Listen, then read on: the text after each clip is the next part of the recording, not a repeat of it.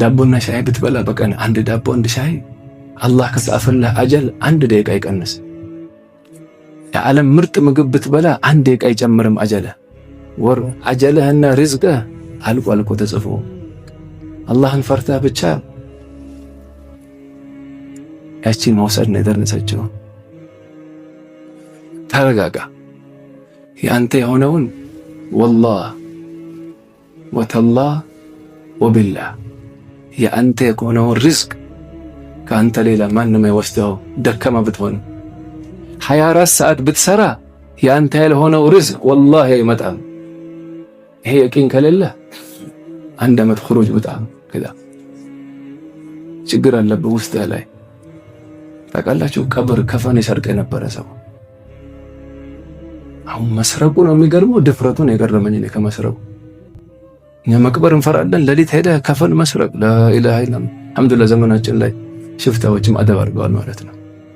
ሰለላሁ ዐለይሂ ወሰለም። ከዛ ተውባ አረገ፣ ወደ አላህ ተመልሶ ደርስ ያሐድር ነበር ሼኹ ጋር። ጠየቀ፣ እንዴት ነው አሉት። ጠየቁ ስለ ሐያቱ ሲጠየቅ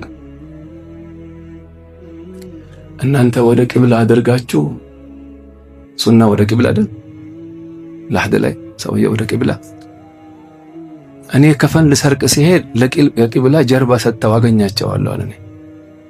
ሼኹ አለቀሱና እነዚህ አላህን በሪዝቅ የሚጠረጥሩ ሰዎች ናቸው አሉ። ደርስ ላይ የሚያጅበው እኮ ሌላ ነገር አለ። እናት ማህፀን ውስጥ እያለን ፈሳሽ እያለህ እኮ አላህ አልረሳህም። ማኘክ አትችል፣ መዋጥ አትችል። በእምብርት በኩል እንደዛ እያገለበጠ አላህ ያ ሁሉ አኑሮህ አልተማርክ። እግርህ መራመድ አይችል፣ እጅህ መንካት አይችል። ያ ሁሉ በድክመት አውጥቶ በእግር ስትሄድ ማን ይረዝቀኛል? ማን ይረዘቀህ? እዛ ውስጥ ማን ለዚህ ረዘቀክ?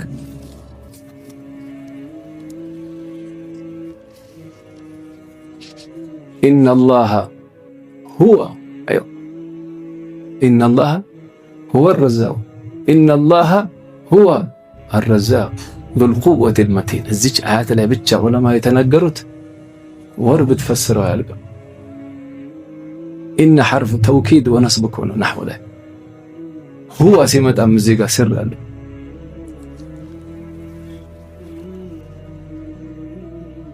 እንደወጣህ አሁን የእምብርቱ ተቋረጠ አይደል? ማን ነገሮት ነው የጡት ወተት እንዲፈስ ያደረገው? ከአላህ ሌላ ማን አለ? መጥባት ማን አስተማረ? ማን አስተማረ መጥባት? አላህ። አድ 2 ዓመት ጠብተህ በእግርህ መሄድ ስትጀምር ማን ይረዝቀኛል? አታፍርም?